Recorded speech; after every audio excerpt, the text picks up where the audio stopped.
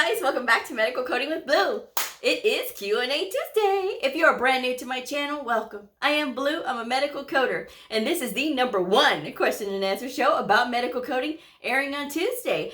So I take all of the questions that have been submitted by viewer comments through emails or from Instagram to bring you guys a wonderful discussion about what is on your mind. So if you have questions for a future episode, I hope you'll comment below or send me an email. I will include my email address in the description box below. So let us begin. All right, thank you to everybody who submitted their question.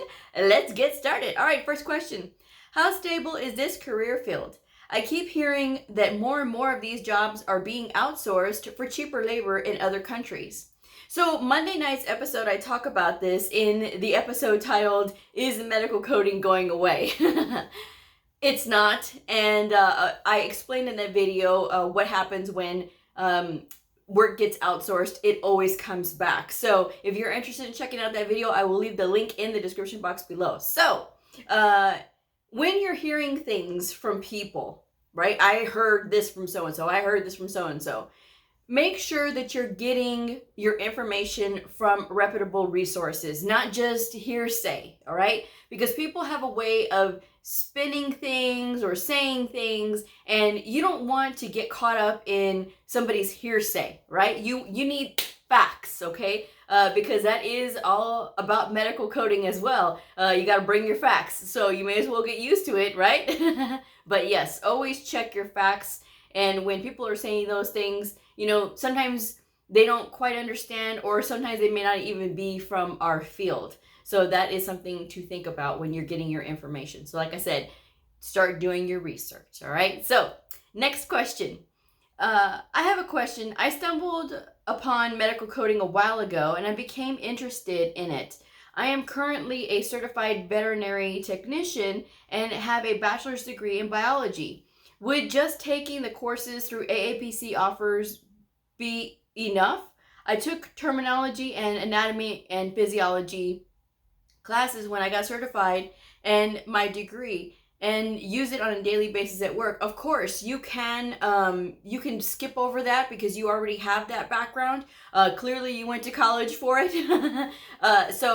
AAPC does offer that separately. And they do recommend that for people who don't have previous background or classes before in those things. So it is separate from their coding course. But yes, you can start with the coding course since you already have your background in medical. Okay. Next question. Do you believe that it is possible to work as an outpatient coder with a CPC credential? Personally, I don't want an alphabet soup behind my name. I just want one credential. I don't blame you. But yes, they can. It is not unheard of for a CPC to work inpatient. I know quite a few people who are CPC and they do work inpatient and they just have their CPC. It really depends on the facility. It depends on their willingness to let you train or cross-train into the inpatient side of the house. Some facilities are very good at that, and they're very good about getting their people cross-trained. So if you're in a facility like that, more power to you. If you don't know, or if you are wondering, it's time to speak up and time to ask the people that you work with if you can cross-train into that section with your CPC. All right, next question. I qualify for the CCS, the Certified Coding Specialist, right? And that is with AHEMA. Because I went through a program, but I totally feel as if I didn't get enough training. And that's not an uncommon feeling. A lot of people, it doesn't matter that it's CCS, it could be for the CPC, all right? There's lots of people who feel like they didn't get enough training when they went through their medical coding programs. And the thing about it is that the programs are not all standardized, right? There's a certain curriculum that's met so they can say that, you know, oh, we train you for either the CCA or the CPC. Yes, there's those types, but the quality of teaching is different everywhere you go. So the thing that I recommend to students all the time is if you're going through an accelerated program and you're kind of like trapped in it and you're like, okay, well, I spent all of this money and I'm not getting trained.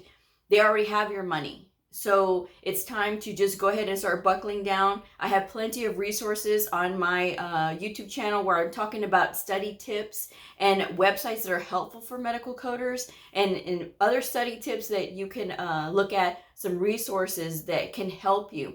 Because at the end of the day, if you're in an accelerated program or in a program where they're not teaching you, it's going to be on you to teach yourself, or to try to find a tutor that will help you to learn some of this stuff. And yes, you might think, I just paid these people, but it happens. And unfortunately, some people get caught up in that. And there's sort of no rhyme or reason why. It's some people and it's not other people. Different schools are different, all right? And the quality of people in every facility is going to be different as well.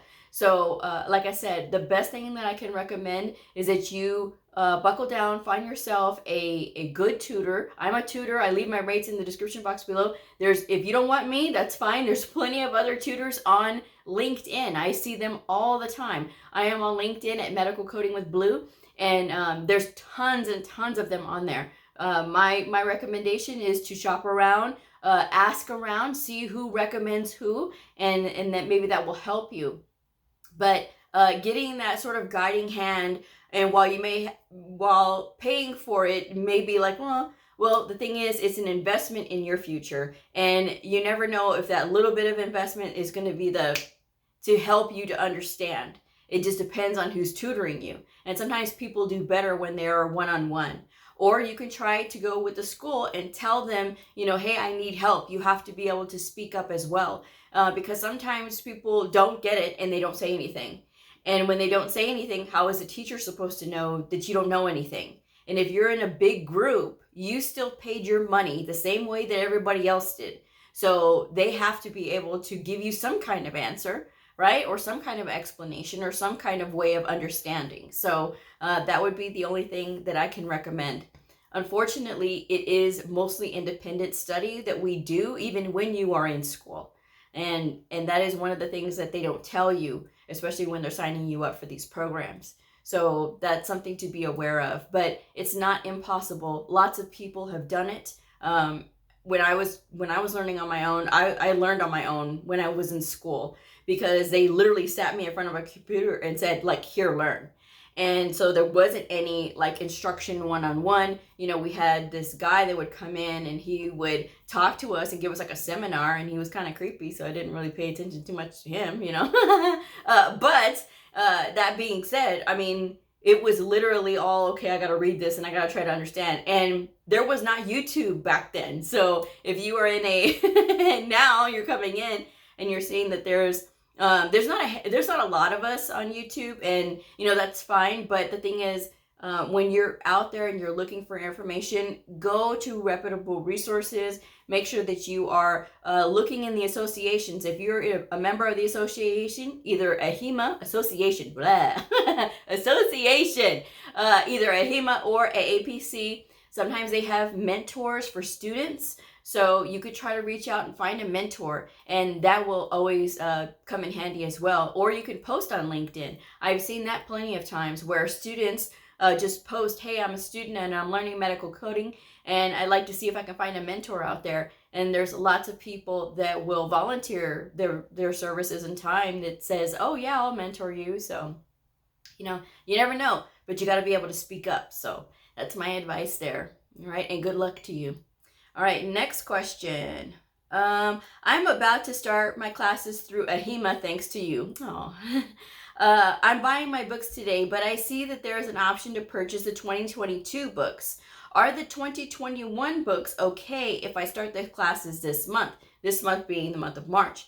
Well, the thing is, there's a little bit of a lag with using the books from the previous year into the next year. So you have until like April to be able to use the 2021 books. So if you purchase those books right now, you're totally fine if you take your test by April of 2022, and that you should be fine there.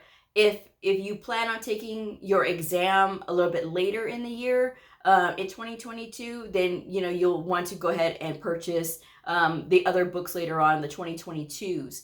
But it all depends on how fast you're going to get through the program. So, it's really all on you. But yeah, I would recommend just starting with the 2021s because you could still use them up until April. And there's still plenty of sales.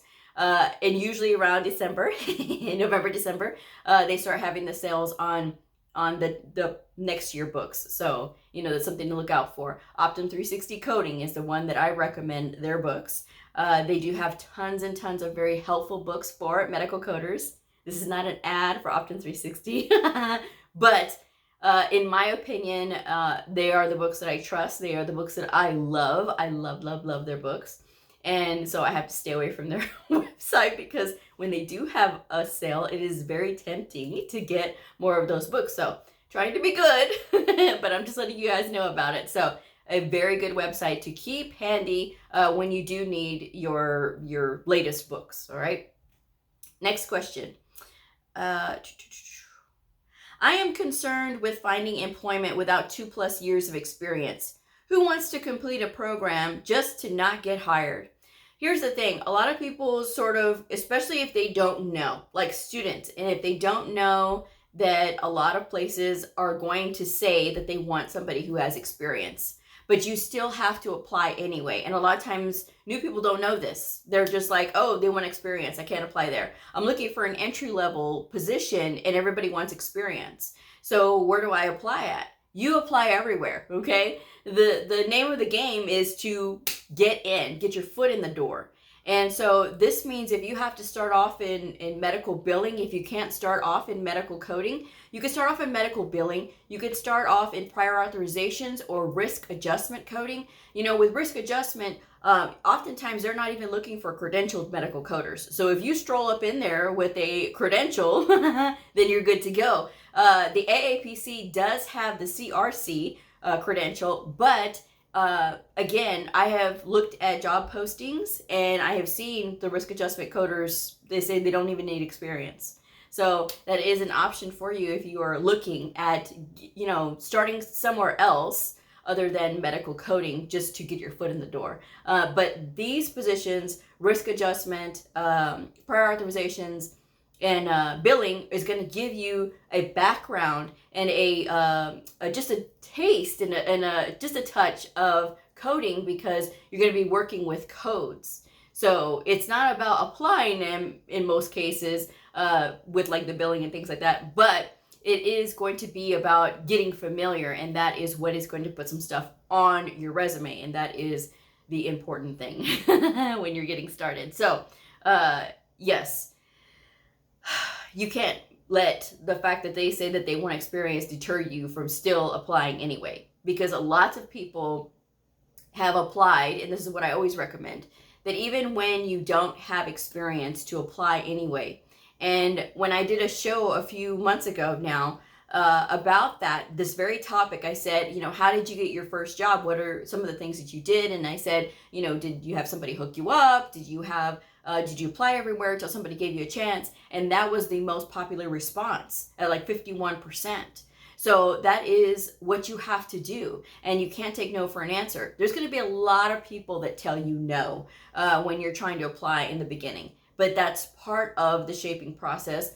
We all went through that as veteran medical coders. Do I wish that would change and they would make it a little bit easier for new medical coders to get jobs? Of course. But that's not the case, and that's not the reality. So you still have to keep applying anyway.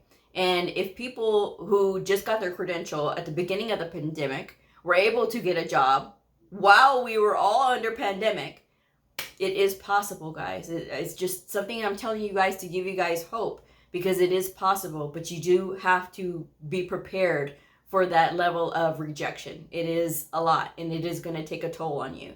It took me 2 months to find a job, and I ended up having to go back to my school, and they had to help me, and they put me in contact with a temporary agency, and that's how I got my first job. And the temporary agency that I went to was one that specialized in medical professions. So if you have one in your area, get yourself registered with them, because every assignment that you go on is going to give you filler for your resume, and you're going to be able to make connections in the real world. So just something to keep in mind. All right. Next question. Can office staff just cheat and Google search for codes? LOL. this is not a laughing matter, guys.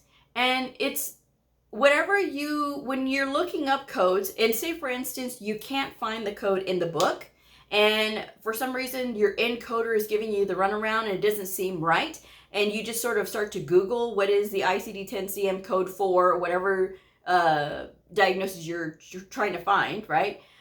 Whatever pops up in Google, you need to make sure that you're verifying that that's actually correct, because you never know with the internet what answers are you going to get. I have seen codes come up that were ICD-9 codes, all right? So you want to make sure that you're verifying, or if it's going to give you some sort of direction, or if it is actually the right code. But you do have to, when you're looking things up in Google, it is supposed to help you. It's not supposed to be a crutch where, because it's not always going to be correct. The internet, when you're Googling things especially, is not always going to give you the correct answer, all right? So again, it's not a laughing matter. It's not something to be joking about either. Can we just cheat? Think about it. Would you want somebody cheating to find the codes for your encounters, for your medical bills? I don't think so. So that's just something to think about, okay? This is serious stuff, guys. And yes, we do have fun when we're looking through these things, but get yourself a book and get yourself the code books that you need, so that way you don't have to sit there and look in Google every single time. I'm just saying. Next question. My older sister scares me, saying it's difficult and it will stress me, medical coding. But I want to stand up and do it. I know that I'm tough. I have been shy always, though. But I want to do something that will challenge me and make me grow up. So I asked the viewer was her sister a medical coder, and she said no, that she was still in the medical field. I think she's a medical assistant or something like that. Here's the thing. Her sister's a medical assistant, she's not a medical coder. That's a completely separate thing, all right? So again, when you are looking to ask, what does this feel like? Ask other medical coders. Ask people who are engaged in the field. Ask people who enjoy what they do, so that way they can tell you. Yes, if you ask somebody who really enjoys what they do, do you enjoy it? Of course, they're going to talk glowingly about it. However, if you ask a very cynical person who is fed up and who perhaps is not enjoying what they do, maybe they feel bored or they've gotten stuck in a rut with their position, of course they're going to give you their version. But when you're asking people, or when people are telling you about it, make sure that they're actually in the field, they've had time in, and they know what they're talking about. Now, I'm sure that her heart was in the right place, maybe trying to save her sister some aggravation. But the thing is, people are going to do things in their career, like whoever it is, right? And they're going to do things that they want to do. This is something that her sister is interested in, and, getting into this is a really good field. It is a good field. Is it a challenge? Yes. Is it easy? Heck no. Will it make you cry? Yes, it will. Will it stress you out? Of course. But on the other hand, it will make you happy. You will literally break down in tears of joy, because I have done that many times. And there's going to be times when you are going to have that moment, right? Where you have taught somebody, you have taught a provider, you have taught another coder, and that light bulb's going to come on and they're going to get it. And because of you, they are impacted in a positive way. So because of this, every time this happens, it's just a magical feeling. And there's nothing like it when somebody finally gets it, like, oh, I get it now. And it's easier for them. And you're a part of that. Oh, this field's done that. For me, at least. And it's done that for other people, but sometimes I think people are not paying attention. If you're paying attention, you'll start to see those good things. But if little sister, big sister, whoever you are, if you want to do this, go for it. Because while your family's heart may be in the right place, no one will be able to direct your life but you. All right? You need to make sure that you are taking command of your own rodeo. I tell people all the time, you only get one rodeo. There's only one rodeo in this life, right? And however you choose to do it, however you choose to spend it, it is your choice. Not anybody else's. Not your big sister. Not anybody else's. Not your cousin. Not your parents. It's your life. And whatever you choose to do, your career, your profession, it's got to be able to carry you for 20, 30, 40 years till you retire. You got to be happy with what you do.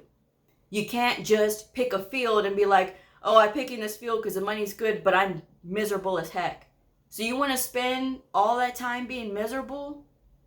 That's your life. That's your entire career.